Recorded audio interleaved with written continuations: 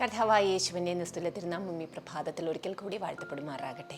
വളരെ അനുഗ്രഹിക്കപ്പെട്ട ഒരു പുതിയ പ്രഭാതം കൂടി കാണുവാൻ ദൈവം നമ്മുടെ ജീവിതത്തിൽ ആയുസിൻ്റെ നാളുകളിൽ ഒരു ദിവസം കൂടി ദൈവം പിന്നെയും ദാനമായി നൽകിയിരിക്കുകയാണ്.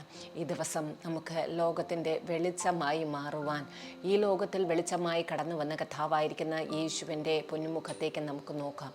കർത്താവ് പറഞ്ഞു, ഞാൻ ലോകത്തിൻ്റെ വെളിച്ചം. പിന്നെയും പറയുന്നു, നിങ്ങൾ ലോകത്തിൻ്റെ വെളിച്ചം. ഇരുട്ടിൽ കിടക്കുന്നവർക്ക്, രോഗത്തിൽ കിടക്കുന്നവർക്ക്, വേദനയിൽ കഴിയുന്നവർക്ക്, മുന്നോട്ടുള്ള ജീവിതം എവിടെ കാൽവയ്ക്കണമെന്ന് അറിയാതിരിക്കുന്നവർക്ക്, നിങ്ങൾ കർത്താവിൻ്റെ വെളിച്ചമായി ഈ ലോകത്തിൽ നടക്കുവാൻ, നിങ്ങളായിരിക്കുന്ന ഭവനത്തിൽ നിങ്ങളായിരിക്കുവാൻ, ആർക്കെങ്കിലുമൊക്കെ കർത്താവിൻ്റെ ആ വെളിച്ചത്തെ ഒന്ന് കാണിച്ചു കൊടുക്കുവാൻ, ദൈവത്തിൻ്റെ ഒരു കൃപ നിങ്ങളിൽ അധികമായി വരുവാൻ, പരിശുദ്ധാത്മാവ് നിങ്ങളെ അതിനു വേണ്ടി ഒരുക്കുവാനായി ഇന്ന് പകൽക്കാലം നമുക്ക് കർത്താവിൻ്റെ സന്നിധിയിലേക്ക് കടന്നു വരാം. കർത്താവ് നമ്മുടെ ജീവിതത്തിൽ ചെയ്ത എല്ലാ നന്മകളെ ഓർത്ത് നന്ദി പറഞ്ഞ് ദൈവത്തിനെ ഓരോ ദിവസവും കർത്താവിൻ്റെ നാമത്തിന് തക്ക മഹത്വം കൊടുത്ത് സ്തുതി കരയേറ്റി ആ കർത്താവിൻ്റെ നാമത്തിൽ നാം ഒരു വെളിച്ചമായി മാറുവാനായി പകൽക്കാലവും കർത്താവിൻ്റെ സന്നിധിയിൽ കണ്ണുകളെ അടയ്ക്കാം, പ്രാർത്ഥിക്കാം. കൃപയും കരുണയും നിറഞ്ഞ ഞങ്ങളുടെ സ്വർഗീയ നല്ല പിതാവേ, അപ്പച്ച, ഈ പ്രഭാതത്തിൽ ഞങ്ങൾ ഒരിക്കൽ കൂടി അവിടുത്തെ സന്നിധിയോട് അടുത്ത് വരുന്നു.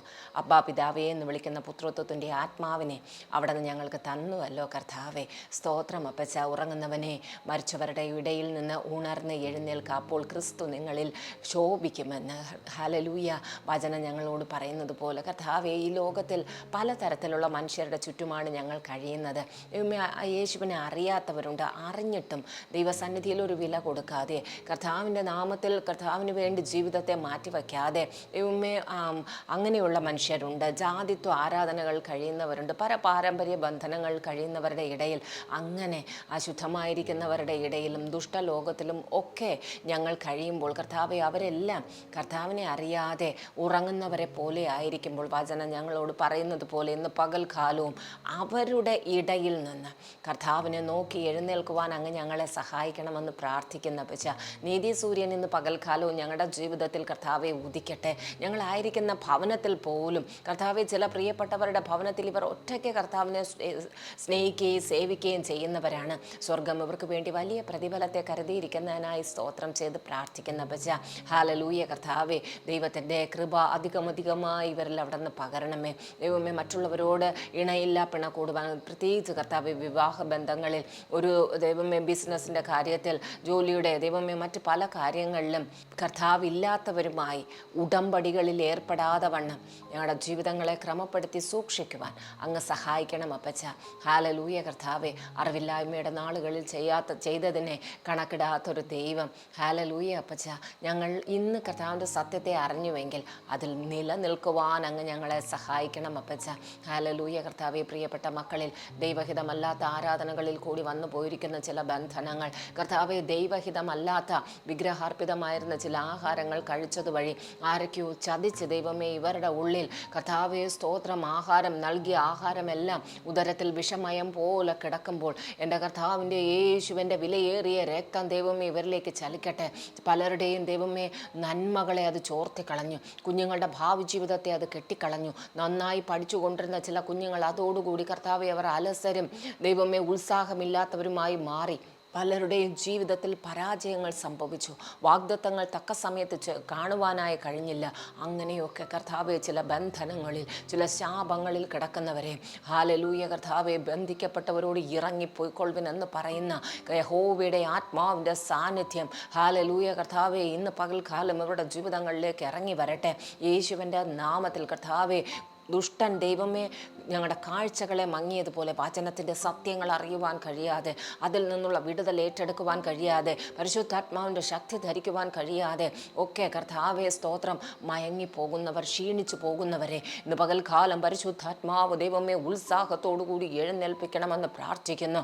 അവർ പ്രാർത്ഥനയിൽ പൊരുതട്ടെ. പ്രാർത്ഥിക്കുവാൻ കഴിയാതെയുള്ള എല്ലാ തടസ്സങ്ങൾ ഭവനങ്ങളിൽ നിന്ന് നീങ്ങിപ്പോകട്ടെ.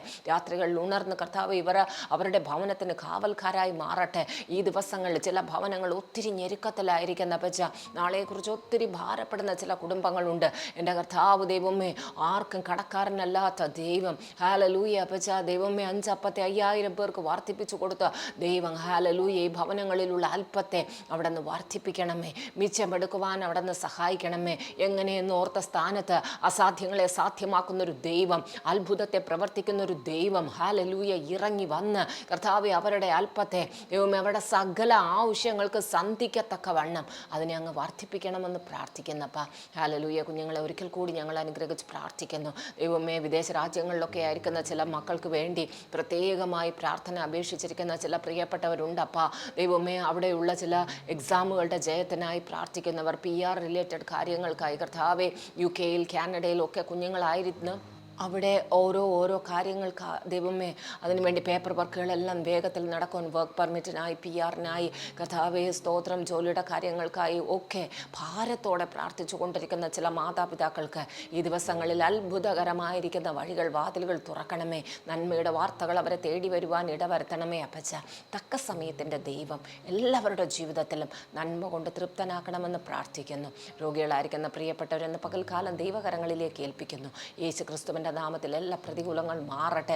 യേശുവിൻ്റെ നാമത്തിൽ അസ്ഥി സംബന്ധമായിരിക്കുന്ന ബുദ്ധിമുട്ടുകൾ കർത്താവെ സൗഖ്യമാകുവാനായി പ്രാർത്ഥിക്കുന്നു.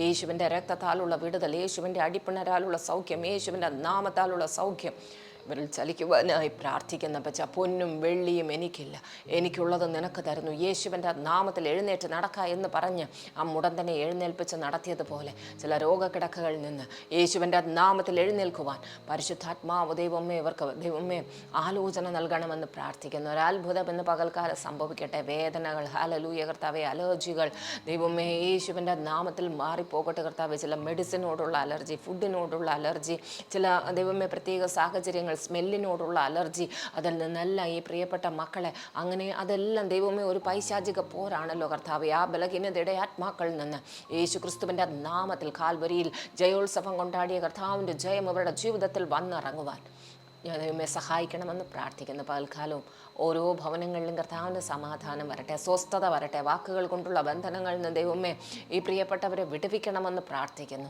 സമാധാനത്തിൻ്റെ ദൈവമോ സാത്താനെ വേഗത്തിൽ കാൽ കീഴെ ചതച്ച് കളയുമെന്ന് അവിടെ നിന്ന് പറഞ്ഞിരിക്കുന്ന വചനത്തിൽ കർത്താവെ, സാത്താന്യമായിരിക്കുന്ന എല്ലാ പീഠകളിൽ നിന്ന്, മാനസിക പിരിമുറുക്കങ്ങളിൽ നിന്ന് ഈ പ്രിയപ്പെട്ടവർ സംരക്ഷിക്കപ്പെട്ടിരിക്കട്ടെ. യാത്രകളിൽ ദൈവത്തിൻ്റെ വലിയ സംരക്ഷണം കൂടെ ഇരിക്കണം.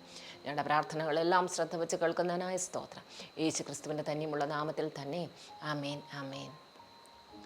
ലൂക്കോസിൻ്റെ സുവിശേഷം 14-ാമത്തെ അധ്യായത്തിൽ ഒരു വിരുന്നിനെ കുറിച്ച് എഴുതിയിരിക്കുന്നു. ഒരു വിരുന്നല്ല, ഒരു ഭവനത്തിൽ കർത്താവിനെ വിരുന്നിനായി ക്ഷണിക്കുകയാണ്.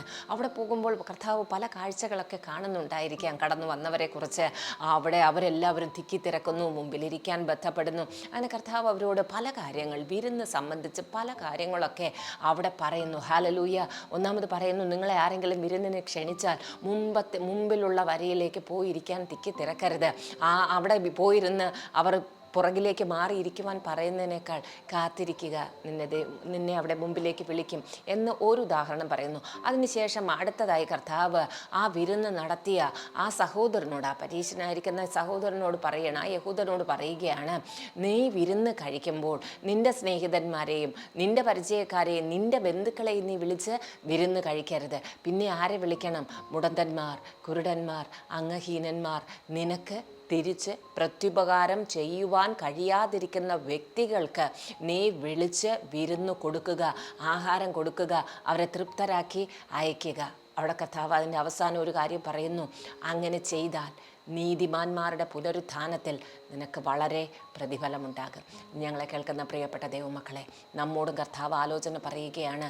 നമ്മുടെ സമ്പത്തും നമ്മുടെ സമയവും എല്ലാം ധാരാളമായി ഉള്ളവർക്ക്, അല്ലെങ്കിൽ ഭക്ഷണം കഴിച്ച് തൃപ്തി പ്രാപിച്ചവർക്ക്, ആ കൊടുത്ത വിരുന്നിനെക്കുറിച്ച് ഒരു വലിയ വിലയില്ലാത്തവർക്ക് വേണ്ടി നിങ്ങളുടെ സമയവും നിങ്ങളുടെ അധ്വാനവും ചിലവഴിക്കുമ്പോൾ ഇതിനൊന്നും കഴിയാതെ, ഒരു നല്ല ഭക്ഷണം കാണുവാൻ കഴിയാതെ, ഒരു നല്ല കൂട്ടത്തിൽ ഇരിക്കുവാൻ കഴിയാതെ ഒക്കെ തിരിച്ച് നിങ്ങൾക്കൊന്നും ചെയ്യാൻ കഴിയാത്ത അനേകർ നമ്മുടെ ചുറ്റുമുണ്ട്.